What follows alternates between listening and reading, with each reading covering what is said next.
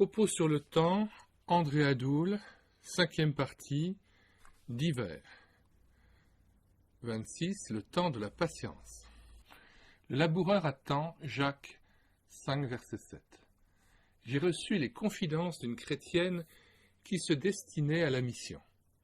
Sa mère, veuve depuis peu et non croyante de surcroît, s'opposait farouchement à son départ, persuadée qu'elle allait perdre son unique enfant. La jeune fille en fut attristée. Cependant, les réactions violentes de la maman n'entamèrent pas sa détermination de servir le Seigneur. Elles lui révélèrent plutôt que le moment de partir n'était pas encore venu. Elle accepta de temporiser, sans cesser de prier et de se dévouer pour sa mère. L'épreuve lui parut bien longue, mais elle s'avéra des plus formatrices. Or, le miracle se produisit.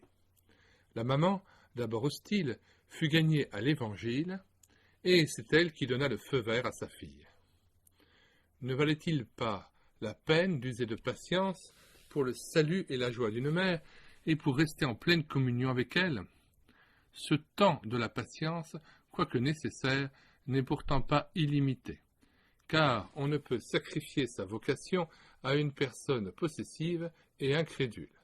Jésus n'a-t-il pas annoncé que de douloureux déchirements seraient le lot de ses disciples?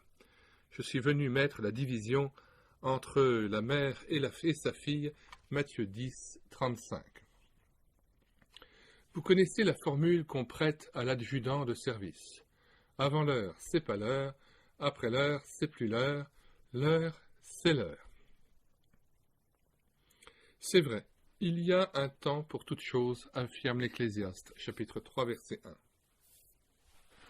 Un peintre averti se garde de passer la deuxième couche tant que la première colle au doigt, qu'il écourte le délai d'attente et il gâchera sa besogne. De même, les raccourcis, les gens pressés, les recherches ne font pas nécessairement gagner de précieuses minutes. Sauf aux heures de pointe où tout est imprévisible, pour aller du nord au sud de Paris, il est préférable d'emprunter le périphérique, donc de contourner la capitale au lieu d'essuyer de nombreux feux rouges en la traversant de part en part. Itinéraire plus court, mais perte de temps. Abraham reçoit de l'Éternel la promesse qu'il aura un enfant de Sarah. Les années passent, il doute et s'impatiente. Sur les instances de sa femme, il s'unit à une Égyptienne, Agar la servante, qui lui donne l'héritier si longtemps attendu. Ismaël vient au monde. Et avec lui des problèmes sans nombre. Quelques siècles plus tard, affolé de voir ses propres soldats se disperser et déserter le champ de bataille, Saül, dont le règne s'annonce béni, offre lui-même l'Holocauste au lieu d'attendre Samuel comme convenu. Il est pressé d'engager le combat. Hélas, que vaut un sacrifice offert dans l'insoumission et le doute? C'est à l'obéissance que l'Éternel accorde faveur et victoire. La précipitation du roi entraîne prématurément sa mort et la fin de son règne. 1 Samuel 13, 8-14. À l'inverse de son prédécesseur, David attend l'heure de Dieu, quoiqu'il court de graves dangers. Traqué par un roi qui cherche sa perte, le berger de Bethléem fuit çà et là avec une poignée de partisans. Lorsque, ô miracle, Saül vient se jeter lui-même, seul et sans défense, entre leurs mains, dans la grotte où il se cachait. Aubaine inespérée. Pour ces hommes, sans cesse pourchassés, le moment est venu d'en finir avec ce roi cruel. S'il meurt, leur épreuve prendra fin et David pourra enfin gravir les marches du trône. Ce raccourci est tentant, mais le fils d'Ésaïe ne peut l'emprunter. Contre toute logique, épargne-t-on son ennemi, et contre l'avis même de ses compagnons d'infortune, il refuse d'abattre son rival. On ne porte pas impunément la main sur loin de l'Éternel. Loin est l'apostrophe O-I-N-T. Il attendra que Dieu lui-même l'élimine. S'il frappait Saül, il pécherait contre l'Éternel et s'aliénerait du même coup les gens dévoués au roi défunt, ceux d'Éphraïm en particulier. La plupart des tribus refuseraient de se rallier à sa couronne et l'unité de la nation en serait compromise pour longtemps. Chercher à contourner ou à supprimer une épreuve par des moyens que Dieu réprouve, est une réelle tentation. L'épreuve acceptée avec patience est toujours formatrice.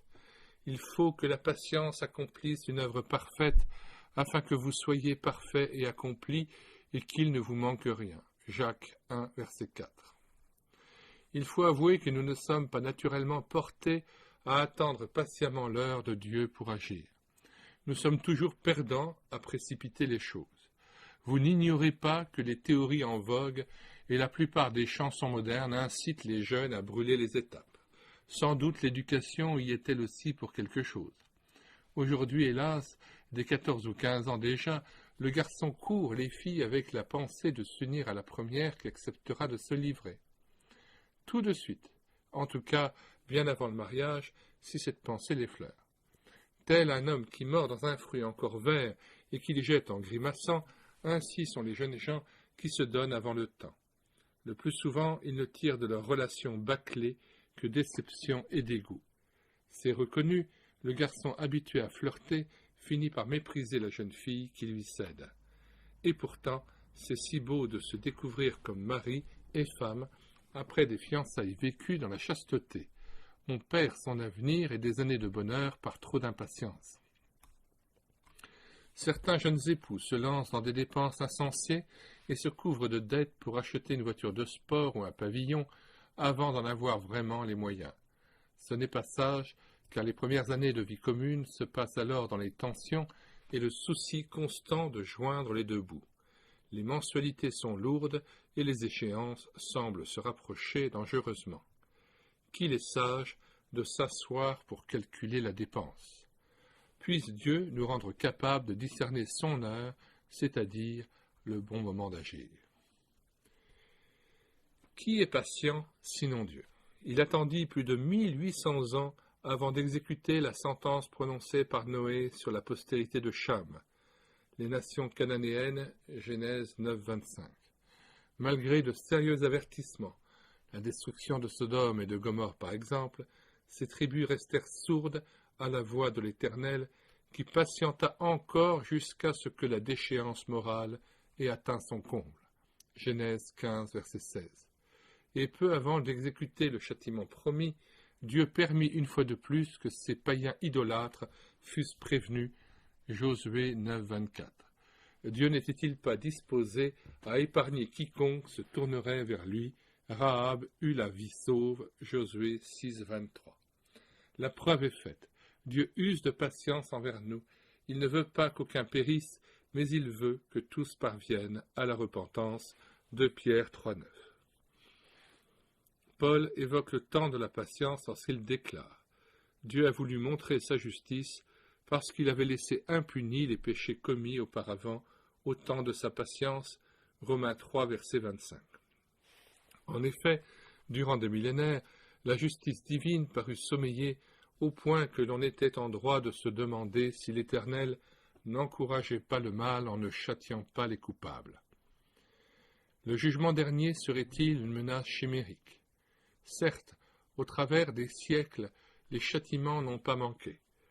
Le déluge, la destruction de Sodome et de Gomorrhe, l'exil ainsi que d'innombrables cataclysmes ont semé la terreur sur la terre. Mais pour les hommes qui les vivaient, c'étaient de simples catastrophes naturelles qui atteignaient sans distinction bons et méchants. Des accidents comme il en arrive parfois sans qu'on éprouve le moindre sentiment de culpabilité. Parce qu'ils ont un caractère général, impersonnel, de tels malheurs n'atteignent pas les gens. Ils ne sont pas réellement confrontés avec le juge en personne. Le méchant dit avec arrogance « L'Éternel ne punit pas, Dieu oublie, il ne regarde jamais. » Psaume 10, 4 à 11. L'honneur de Dieu étant en jeu, il fallait que tôt ou tard sa justice se manifestât avec éclat. C'est pourquoi l'apôtre enchaîne. Dieu a voulu montrer sa justice dans le temps présent de manière à être reconnu juste, tout en justifiant celui qui a la foi en Jésus. Romains 3, 26.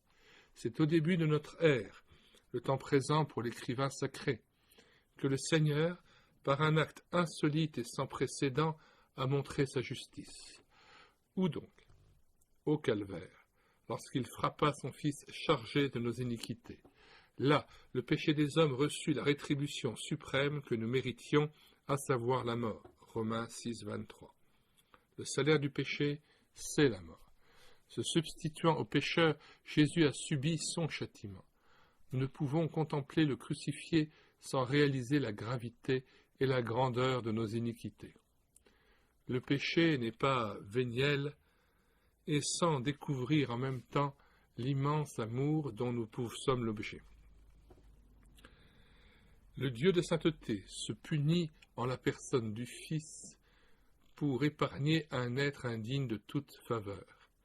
Le Seigneur ne pouvait nous absoudre à vil prix, car il nous eût incités à mépriser sa grâce. La croix démontre la grandeur de la misère de l'homme par la grandeur du remède qu'il a fallu, Pascal. À Golgotha, Dieu se montre juste, mon péché reçoit le châtiment mérité, tout en justifiant ou déclarant irréprochable celui qui place sa confiance en Jésus et dans son œuvre de rédemption. C'est extraordinaire, gloire à Dieu pour son don ineffable. Question. Êtes-vous de ceux qui agissent avec précipitation avant le temps, avec le regret ensuite d'avoir brûlé les étapes? N'avez-vous pas remarqué que des difficultés présentement insolubles se résolvent d'elles-mêmes avec le temps? Relisez Jacques 1, 1 à 4 et notez le fruit que produit la patience. Bénissez le Seigneur qui vous a tellement aimé.